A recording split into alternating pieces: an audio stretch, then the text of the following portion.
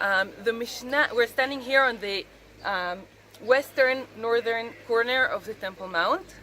The Mishnah explains that the Temple Mount was 500 cubits square. But today the Temple Mount is much larger because King Herod enlarged it. So there is a question as to where is this 500 square cubit. It's important for us to know because prostration on the floor, on the stones, is allowed only within that area. We're looking here on big stones here on the floor, and they seem to be floor, but there are very interesting facts about it. The first one is that it stands on an angle to the fence over there.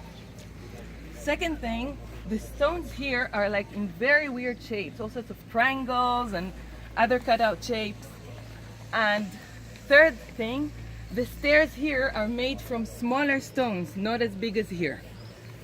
And this wall is these stones are exactly parallel to the middle section of the eastern wall, which is known among researchers and archaeologists as an ancient part from Pre Herodian time.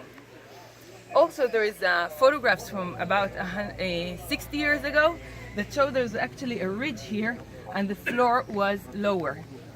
And apparently we're standing here in front, not of floor, but the top of the wall that was for the Temple Mount, the 500 cubit square.